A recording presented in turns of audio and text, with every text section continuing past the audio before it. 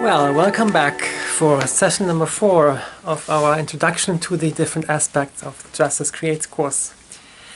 In the last session, we have discovered the importance of introspection when we talked about meditation and reflection, and looking at our own lives and how we facilitate that in the course. We've looked at that particular time in a session when people just sit in silence, meditate, and write some things down into their journals or listen to a song. And we saw that this inner connection to the inner self inspires our imagination and builds self-esteem. Now we would like to take that a bit further and go from being aware about these things to making them known to others. So finally we come to the justice part of the course name. And the topic of our talk today is a voice for the voiceless. So under this headline we move from self-discovery to self-expression. From simply being aware of our lives and our inner workings to sharing that with others in a good way, in a healing way.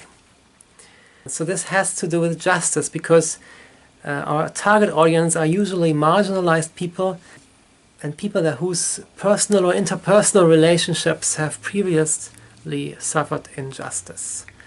So they haven't had that justice, as I would call it, and being brought up in a good environment, in a healthy place, and good relationships with themselves and with others and society.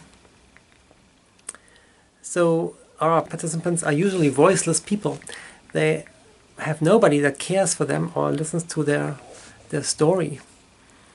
So we basically, that's why I have put it up here, we give them a megaphone and we tell them, yes, shout it out. Get rid of your anger, get rid of your frustration, get rid of those things that you have never expressed before to other people. When people are not able to get that out, people feel hopeless, people feel helpless, and of course it is a breeding ground for violence. Because violence can be a cry for help, a cry for justice and a cry for change or a platform to be heard. So even though those processes occur in the unconscious mind, people are not aware of this kind of thing. When we create an opportunity for people to be heard or listened to, then it brings healing. It brings actually release to anger and tension that is built up within them, and ultimately decreasing actions of violence.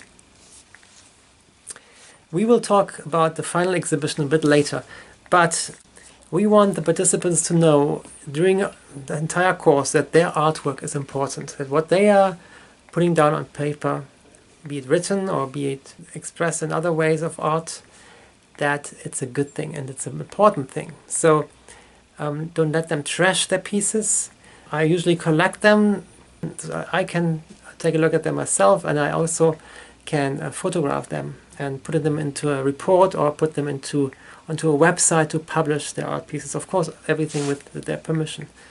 But yeah, let them know that what they created is of some value and it should be shared.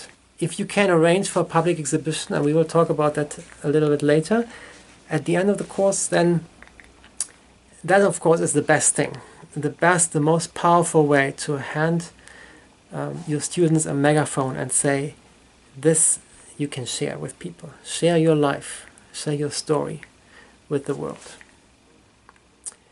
So when they do that, when they share, and of course particularly from their past experiences and from maybe hurtful things, they're able to learn. They're able to learn and to actually be prevented from repeating their own mistakes. So yeah, they have become aware that maybe they have made choices that were poor and that have brought pain to themselves or to others. And they realize they can actually control that and make a change in the future. This, of course, applies more to an adult situation, as they have more to look back onto as for little kids that don't have that much life experience and they're not aware of maybe their choices so much. So how do we let the students express themselves? We, of course, give them a variety of techniques, artistic techniques throughout the course that they can utilize. They're most simple. They are not rocket science at all. And I've purposely done that in such a way that it can be easily done in very remote or very poor areas. So there's no need to buy expensive canvases or anything like that. Most of the supplies are very cheap to buy in any particular situation or setting. But many of them have never really utilized crayons or watercolor in a way that we show them how to do it because of their previously disadvantaged situation. So feel free. As a facilitator, you are able to create your own creative expression. And if you prefer a different art technique and you have the resources to get other things in there, like canvases or like acrylic paint or things like that, or oil paint even, please do that. You are free to substitute any of those exercises with other ones, as long as you don't just use one technique. So please do keep the variety throughout the course, so they are exposed to different things throughout the course.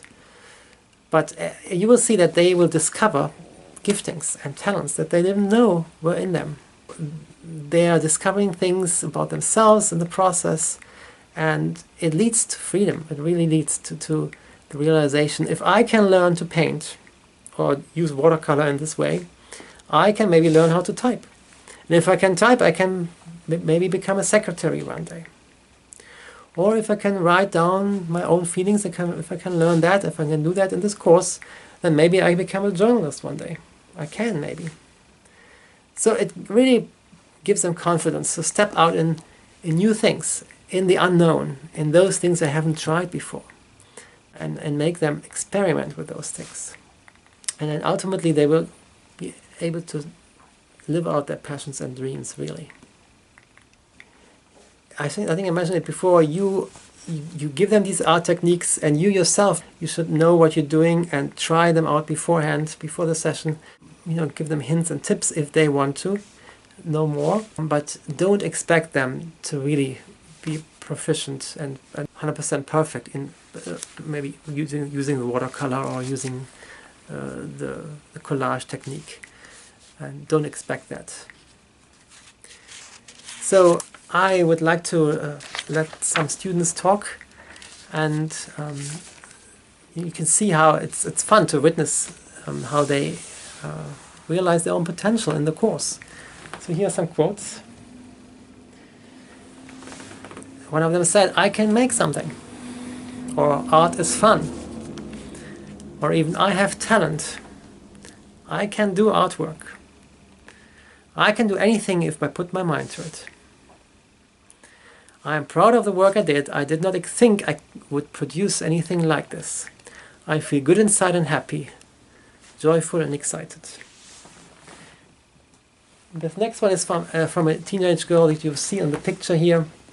She says, "Making art feels amazing. I can't believe I did this. Because in the beginning I told myself that I would never be able to do something like this.